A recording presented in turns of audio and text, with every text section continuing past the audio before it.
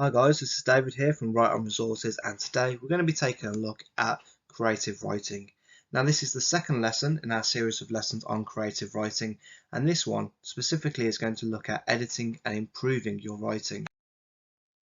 So in our last video we focused on go-massive language techniques.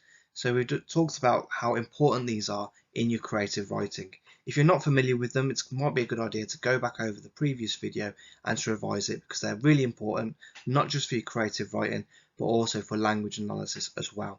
So if you're not sure what we mean when we're on about go massive is an acronym we use to remember some of the techniques you'd expect to find in creative writing. So they are the following.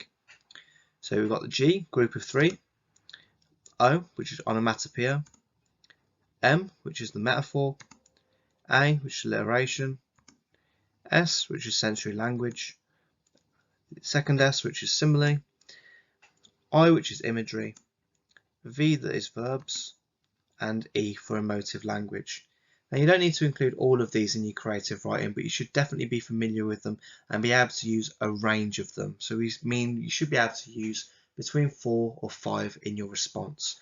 As long as you're including some of them, you are going to make sure you get a few marks for them, but the more you use them, generally the more marks you're going to get in the exam. When you come to question 5, you might face an image looking something like this. So we call this a stimulus in creative writing, and it is there to actually help you come up with the ideas and be more creative in that moment. It's something that a lot of writers use, and they use it successfully to help them craft their writing. When you actually look at the question, you might get a scenario like this. So it says, your local newspaper is running a creative writing competition and the winning entry will be published. Write a description based on this image, or write the beginning of a story where you feel alone. So you will get an option, so it's a good idea to spend a bit of time, read through them both, look carefully at that image and see which one will best help you to come up with some ideas for your story. Now, we don't necessarily care how good your story is in terms of the actual plot. If you can do a good plot, that's absolutely fantastic, but it shouldn't necessarily be your main focus. And the reason why I say that is because when we look at the marks, you get 24 marks for your content and organisation. Now, all we're really looking for is the kind of techniques that we expect to see in creative writing. So I'd like to see the choice of effective adjectives, interesting word choice, sophisticated vocabulary, and of course, those go massive techniques that we looked at on the previous slide. You get 16 marks for technical accuracy. Now, a lot of people neglect this area because we kind of panic and we just rush through the content and we just think right. And a lot of times we don't spend that time to look back and think, have we used the correct punctuation? Have we used the correct spelling? Have we used the correct grammar? So 16 marks is a lot of marks available. So as long as you're aware of how to spell some of your key words, if you can spell some of the higher level words accurately, then that's fantastic. You'll get a few more marks. And if you can use a range of punctuation as well, that's a really good way to break into that 16 mark bracket. When you first have a go at your creative writing, you won't always write something that is really good or you feel is really successful straight away. That's nothing to worry about. Writing is something that takes a long time to get good at. What you need to think about is, what do you need to do to improve, and what do you already do that works well that we can build upon and strengthen for your actual exam. Here's my top tip for the creative writing. So never throw away a piece of your creative writing. You can learn just as much from the good stuff as the bad. Okay, writing is a process. Have a look back over, see what you did last week compared to this week, see if there's improvement. If not, why not? What areas do you lack in? What areas could we improve in? And always have that target for yourself of what you need to do next time to do slightly better. We're now going to look at a first attempt in learning. So with any first attempts in learning, it's not always going to be perfect straight away. So when we look through this now, I want you to spend some time, pause the video if you need to, and read through it carefully and really consider what works well. So what kind of things is the candidate doing that is actually successful in this writing, and what other things would you suggest they could do to improve. So I'll read through it now. If you need to pause the video, take your time and read through it at your own leisure, please feel free to do so. So it says, the sea went gently over the rocks, making a splashing sound. The sky was filled with a bit of sunlight as the sun shone down on the beach and made it all look bright. Tom and his mates went down to the sea and started climbing all over the rocks. Suddenly, Tom noticed a lighthouse and decided to go up there and break in. The group was scared, but there was nothing to be afraid of. So there are some good things and some bad things about this response. Spend a moment, have a look through, and now we're going to have a look at some tips, some things to focus on for your creative writing and editing your writing to see if we can get an improvement when we come to the second attempt in learning. Being able to write effectively does take practice. So here are some tips on how to improve your work quickly to make sure you're effective within the exam. So here's my first one. Take your time and make a plan. Now this might seem like an obvious piece of advice, but you'd be surprised the amount of people that neglect this part of the writing process. A plan is extremely important, and it also shows the examiner that you've taken that time to really think things through, process it internally, and really come up with an idea of how to make your writing effective. Be aware of how much time you have. So we advise you to spend 45 minutes on this section of the exam paper, but that time can soon disappear. A good way to prepare for this is to set yourself targets and challenges when you're doing your revision. See how much you can actually write during that time, because you want to be aiming for 5 paragraphs in the exam in order to get a high mark. Have a clear focus for each paragraph. If you clearly state what is going on in the paragraph, if you clearly show that you've thought clearly about what's going to happen in terms of the narrative, in terms of the flow of your writing, then you're likely to get more marks. There's nothing worse than reading the student's response and you can just see they're just going on and not really making much sense, and that one paragraph doesn't link to the other.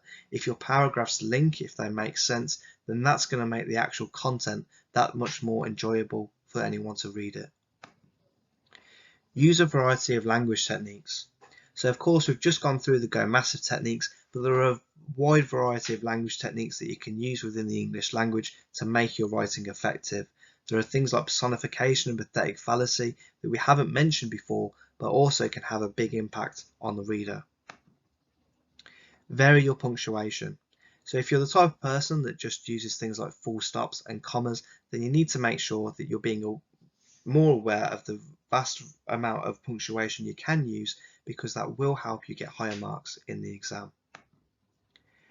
Check your sentence starters. So once you're finished and once you're giving yourself that little breather at the end of the exam, just spend a moment, look back at how you've started each of your sentences. Are they very similar? Have you started all of your sentences with the same word? If that is the case, maybe use an adjective or an adverb to change the form of your sentence. These little changes can make a big difference. A lot of people that do fail because of 1 or 2 marks. So just rectifying those few mistakes you've made shows that you're learning, because writing does take a long time to perfect. Draft, draft and redraft. This is not something you could do in the exam, but it is something you can do in your own time. Okay, this will allow you to see your progression over time, see where your actual strengths are, where your weaknesses are, and hopefully get to the stage where you're happy with the response and it's good enough to get yourself a pass. Now you can see there at the top right hand corner, this is a famous expression. It says good writers read. Okay, and very simply all we mean by that is the more fiction you read, the more you actually get to grips with this kind of stuff, the easier it's going to be, because you're going to learn how to use those techniques. You're going to learn how to vary your sentences and make things sound more effective. Now we're going to look at a second attempt in learning. So this response is building on the first attempt in learning. So the learner has gone away, he's had his feedback, and he's tried to rewrite his response to make improvements. So as I read through it, I want you to have a look at each paragraph and just think, is this an appropriate response? Has it shown improvement from the previous one that we looked at? The sea softly stroked the shoreline as the early morning sun brought light to the landscape. The smell of fresh air wafted leisurely on the breeze and brought comfort to those up early enough to join the rising of the sun.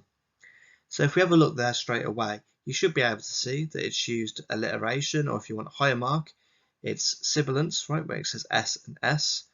And you can see there that it's creating a much more pleasant sense of imagery for the reader. It's using the idea of smell, which again is sensory language, and it's creating a very nice and pleasant atmosphere for the reader a massive improvement from that first response. Tom and his friends had packed for an adventure. The early morning sunshine filled them with hope as they set off on their adventure. This was it. They were finally going to break into the lighthouse. So if you compare this to the previous example, you can see that they're thinking a lot more about the techniques that they're trying to use. They're thinking about creating a more atmospheric sense for the reader, and they've actually tried to vary their sentence length in some occasions as well. Now they're not using a range of punctuation, but they are trying to vary some elements of it. Okay, so we're not after a perfect response yet. We're just after something that shows that this person is taking on board the feedback and trying to make improvements. So try and have that in mind when you actually have a go at your creative writing.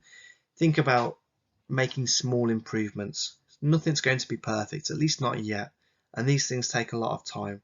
So have a go, draft again, and then if you still need to, redraft. It can be a long and arduous process, but it is well worth it in the end. If you need any extra help or support, then please feel free to leave a comment or subscribe for more content, and we'll get back to you as soon as we can. Thank you.